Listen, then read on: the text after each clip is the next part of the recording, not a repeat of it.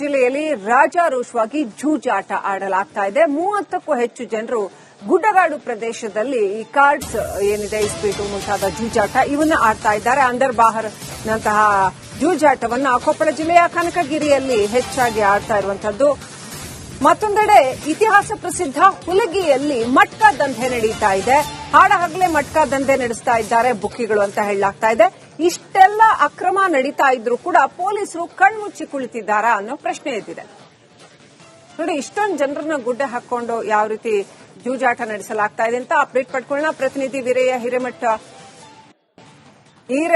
Connect ಆಗಿದ್ದಾರೆ. ವೀರಯ್ಯ ಹಿರೇಮಠಗೆ ಏನಾಗಿದೆ, ಎಷ್ಟು ಈ ರೀತಿ ಮಾಡ್ತಾ ಇರೋದು ಪೊಲೀಸರ ಕಣ್ಣಿಗೆ ಕಾಣ್ತಾ ಇಲ್ವಾ? ಇದಕ್ಕೆ ಕಡಿವಾಣ ಹಾಕೋದಕ್ಕೆ ಪೊಲೀಸರು ಮುಂದಾಗ್ತಾ ಇಲ್ವಾ? ಏನ್ ಕತೆ ಕೊಪ್ಪಳದಲ್ಲಿ?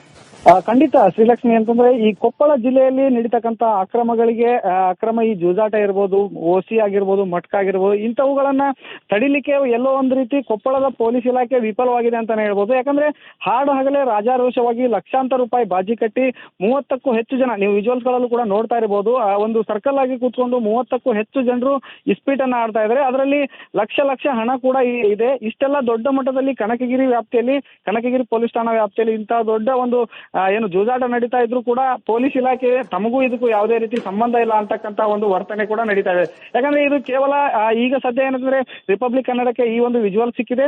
ಇದಕ್ಕಿಂತ ಮುಂಚೆನೂ ಸಾಕಷ್ಟು ದಿನಗಳಿಂದನೂ ಕೂಡ ಇದು ಇಲ್ಲಿ ನಡೀತಾ ಇದೆ ಅಂತಕ್ಕಂಥ ಮಾಹಿತಿ ಕೂಡ ಇದೆ.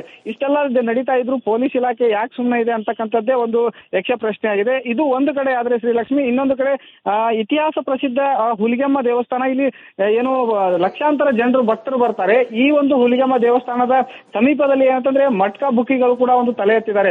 ಅವರು ರಾಜಾರೋಷವಾಗಿ ಹಗಲೊತ್ತಿನಲ್ಲೇ ಏನಂತಂದ್ರೆ ಮಟ್ಕಾ ನಂಬರ್ ಗಳನ್ನ ಬರೆದುಕೊಳ್ತಾ ಇದ್ದಾರೆ. ಇವೆಲ್ಲವೂ ಕೂಡ ಒಂದು ರೀತಿ ಕೊಪ್ಪಳ ಜಿಲ್ಲೆಗೆ ಎಲ್ಲೋ ಒಂದು ರೀತಿ ಮಾರಕ ಅಂತ ಹೇಳ್ಬೋದು. ಯಾಕಂದ್ರೆ ಜನರು ತಾವು ದುಡಿದ ಹಣವನ್ನ ಇಂತಹ ಒಂದು ಜೂಜಾಟದಲ್ಲಿ ಮಟ್ಕಾದಲ್ಲಿ ತೊಡಗಿಸಿಕೊಂಡು ಹಾಳಾಗ್ತಾ ಇದ್ದಾರೆ. ಇದನ್ನೆಲ್ಲ ತಡಿಬೇಕಾದಂತ ಪೊಲೀಸ್ ಇಲಾಖೆ ಒಂದು ವಿಫಲವಾಗಿದೆ, ಮತ್ತೆ ಕೈಕಟ್ಟಿ ಕುಳಿತಿದೆ ಅಂತಕ್ಕಂಥದ್ದು ಕೂಡ ಗಮನಾರ್ಹವಾಗಿದೆ ಅಂತಾನೆ ಹೇಳ್ಬೋದು ಶ್ರೀಲಕ್ಷ್ಮಿ. ಇಲ್ಲಿ ಥ್ಯಾಂಕ್ ಯು ವೀರಯ್ಯ ಹಿರೇಮಠ್ ಡೀಟೇಲ್ಸ್ಗಾಗಿ.